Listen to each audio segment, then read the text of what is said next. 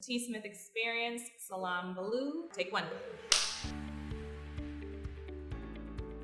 Hair is so important. It's such a part of who we are and an expression of us. Yeah, somebody that's on your team. Somebody that's going like, hey, we have this common goal. We want you to look amazing, and I'm gonna jump in with you and help you make those decisions that need to be made and go for it. Yeah. So what's your specialty? My Would you say specialty? after 30 years of doing hair, what is your specialty? What do you love doing? I think what my specialty is consultation. Okay. And I think it's at the core of what we do as hairdressers. Hi, my name is Tanisha Smith, and you are watching the T. Smith Experience, a show that inspires creative thinking, lifelong learning, and the pursuit of one's happiness.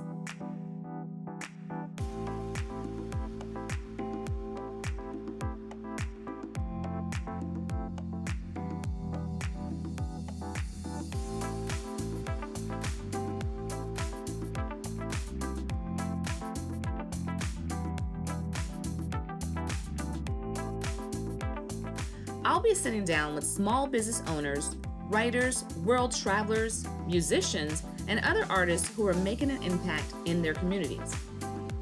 You'll learn about their process, their cause, and the motivation behind what they do in hopes to inspire you to pursue the life you desire.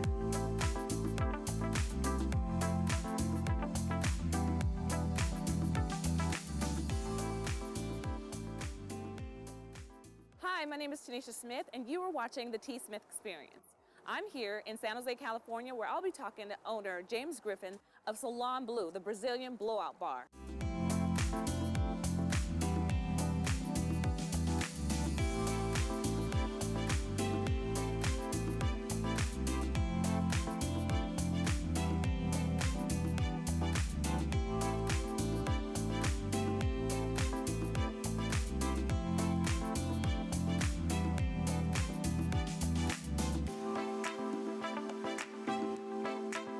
Hey, I'm sitting here with you finally. This has been like years in the making for me to want to sit down and talk to you.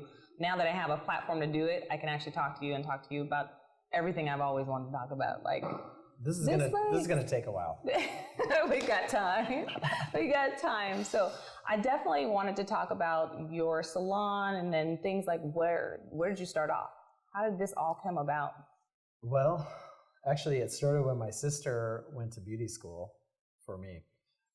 My family was in the business, and I had absolutely no interest in it whatsoever.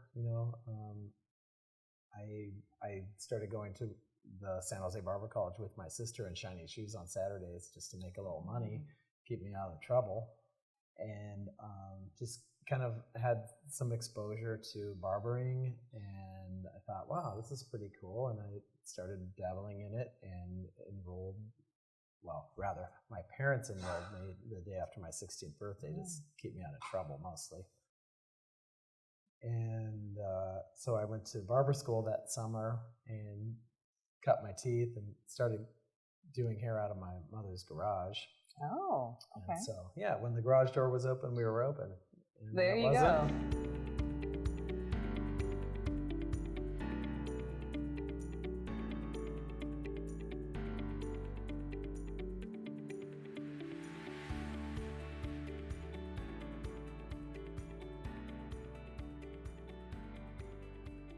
Did you have a curfew?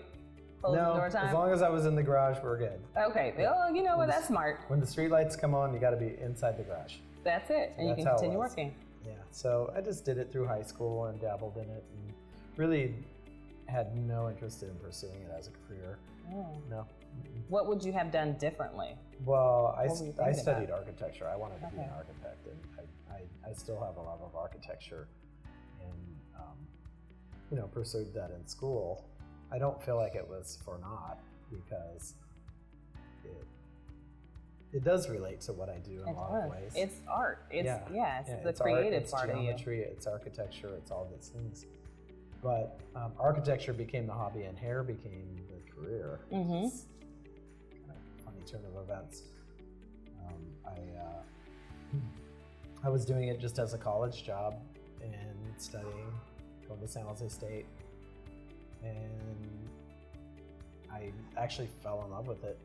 One summer I was traveling in London and looked up these hairdressers I had met at the San Jose Spring Style Show, which is coming up here pretty quick. We do this every year here at Spring. And, anyway, I looked these guys up. I ended up enrolling in their academy in London for a 2-week course, and ended up staying the whole summer. And oh wow! These British hairdressers were so amazing to me. I had never been around hairdressers like this, and so I got the bug. Yeah. I came back here and was working in a salon that was about to go under.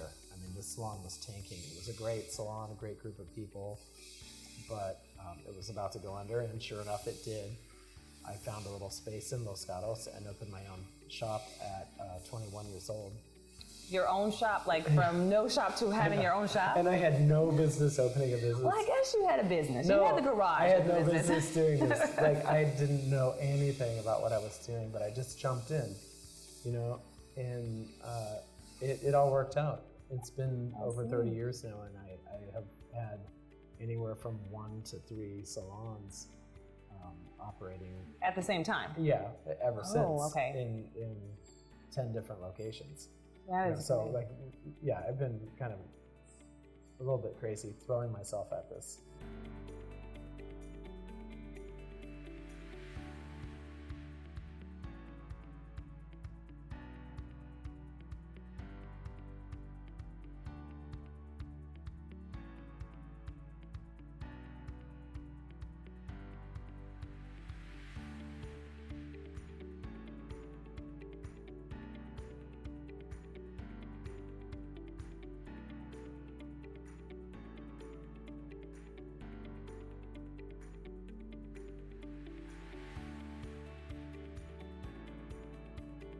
So what's your specialty? What My would you say specialty? after 30 years of doing hair, what is your specialty? What do you love doing? I'm so all over the place in terms of what I do, from colors to cuts to Brazilian blowouts to barbering to all these things. But I think what my specialty is really is consultation. Okay. And I think it's at the core of what we do as hairdressers. Like if you really want to be good at what you do, if you really want people to be happy with what you're doing, you've got to communicate, you know, and you've got to be a great consultant. Right. You got to be their confidant. You got to be the person that's going to be 100% with them, real, 100% present, and do your very best for them every time. I think that's what I learned when I first met you. I met you, 9 years ago at an event. You were doing hair and makeup for a fashion show. And your take-all, I mean, I think there was other stylists there, but I really narrowed into you. You were the one there. You were the master stylist, if you will. You're the master stylist there. And so being able to trust you. And then I actually came in, I don't remember when I came in and actually had you shave off some of my hair. And I didn't have enough confidence in myself, but you just did it. You just did what you did. I'm much braver with people's hair than they are. Yes. So it took you to just say, I got this. I can take care of it, and making me feel comfortable. So that is your thing, consultations on what's going to be best. I mean, the next best look for me. Hair is so important. It's such a part of who we are and an expression of us. And so you have the golden, I guess, tools to either take it off or, just highlight it. And so Yeah. I definitely think people have to trust you. Yeah, somebody that's on your team, somebody that's going like, hey, we have this common goal. We want you to look amazing. And I'm going to jump in with you and help you make those decisions that need to be made and go for it. Yeah.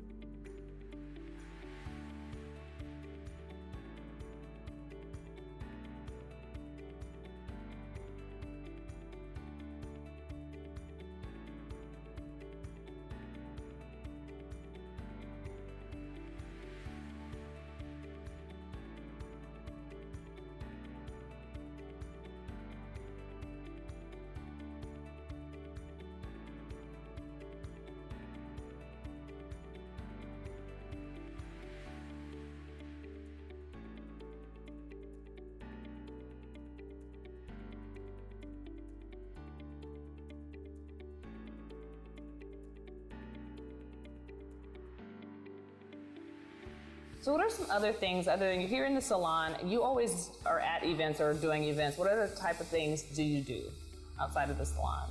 Outside of the salon, well, my favorite thing to do on my day off is to come to work.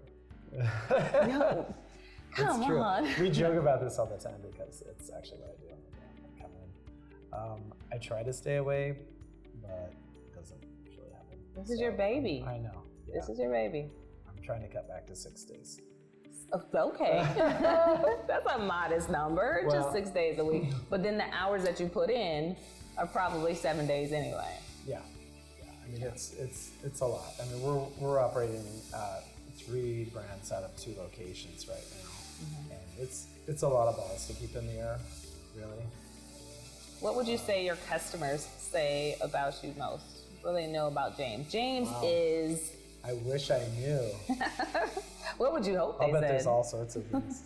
What would you hope they said? I would hope they would say James is really engaged, and James is like somebody I can trust to take care of me and do what needs to be done. Is most of your business right here in the San Jose area, or you have shops other places? Yeah, I'm pretty much focusing on downtown San Jose. San Jose is experiencing this amazing renaissance right now. It's so exciting to be down here. And I've lived in and around, the Bay Area my whole life, and I always wanted to be downtown. I always wanted to see downtown San Jose thrive, but I never really felt like the time was right.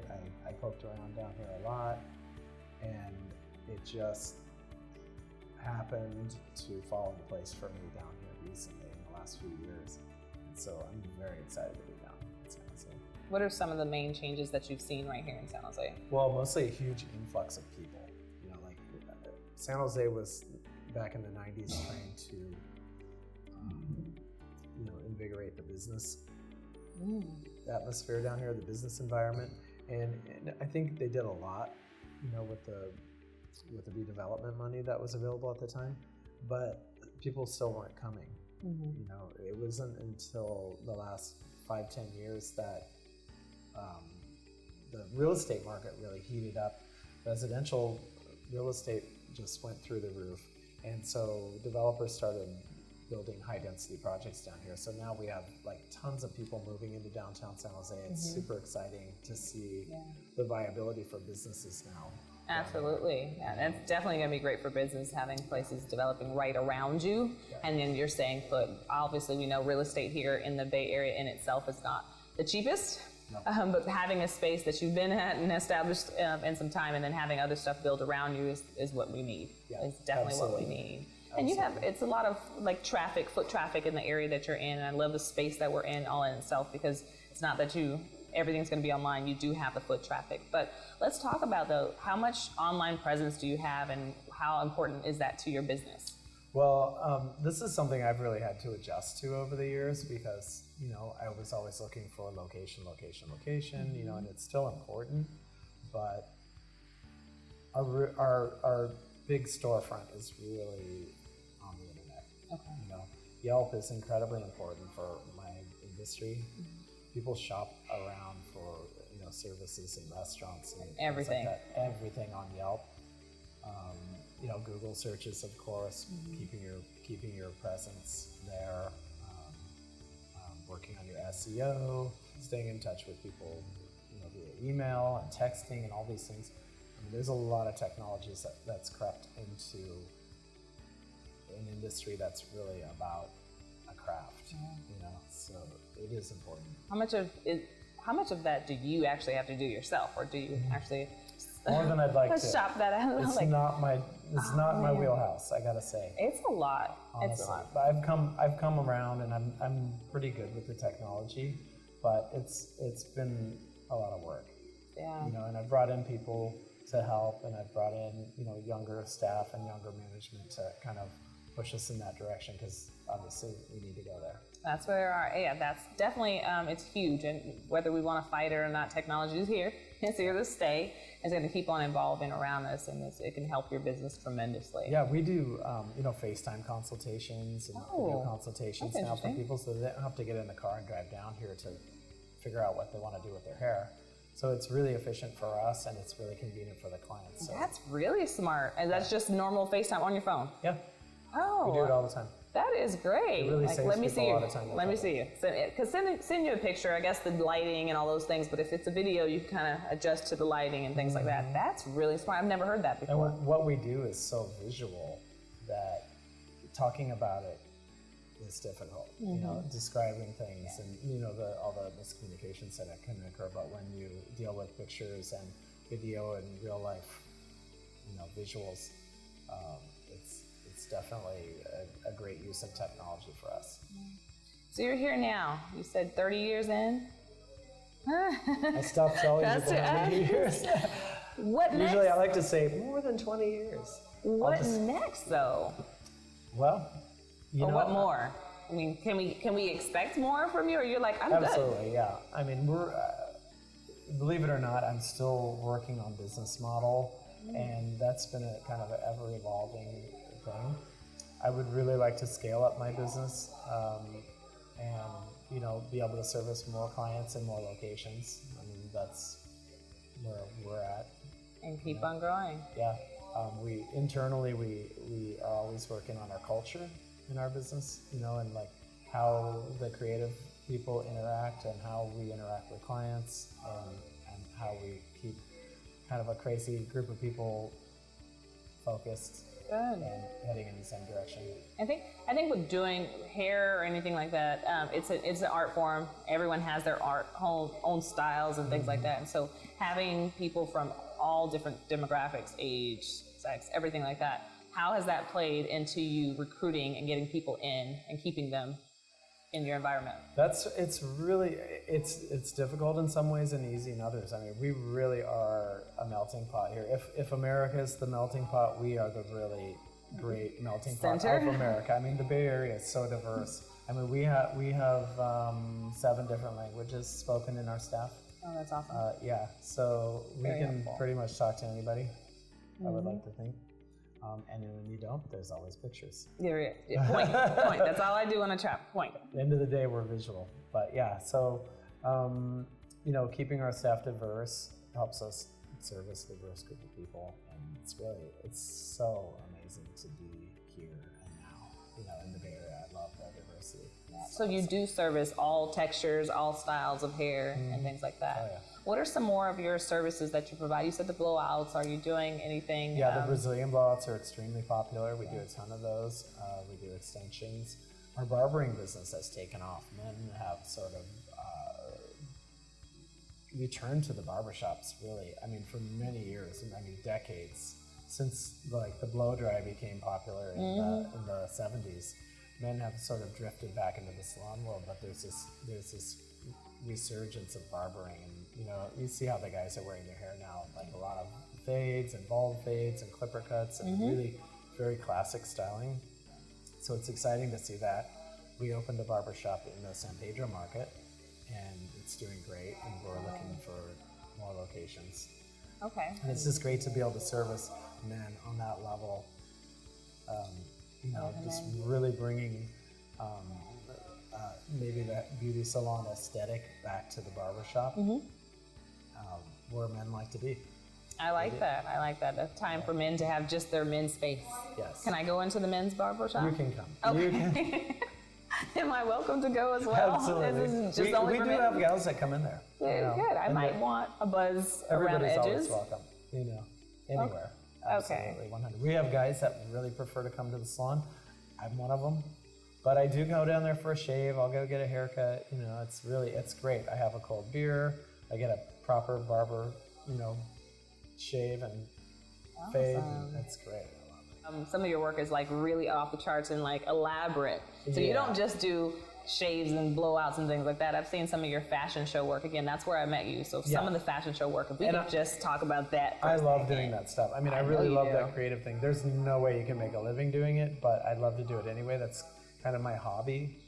So I'll do, more commercial work during the day at the salon and all that. And then I'll go and do these fashion events or photo shoots or whatever, editorial work, and it's so fun. It really is. That's a creative outlet for me that's beyond what I can do on regular clients at the salon. and it's a blast. It really is.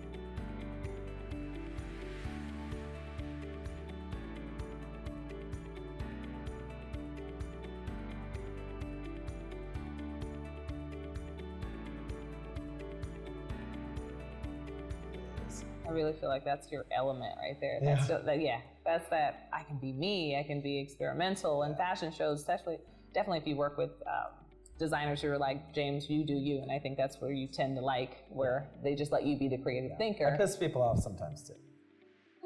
That's okay. But at the end of the day, is the result the way they want it to be? I would like to think so. For the most part. It's the way I want it, though. It's the way you want it. That's okay. You've done how many years in the industry? You deserve it. You own it. Are we talking about that again? We are. Over 20. Oh, wait, over 20 sounds good. Sounds good. I'm going to remember that as well. I won't bring it up again after this. And done. There we go.